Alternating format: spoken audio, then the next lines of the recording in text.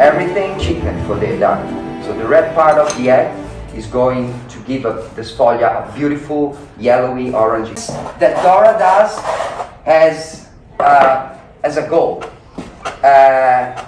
And while she is continuing to amalgamate the two ingredients, then she turns it 90 degrees, recreate another elliptical shape, and so on and on. Keep Dora continuing with her work as a precise combination with the study of the dish.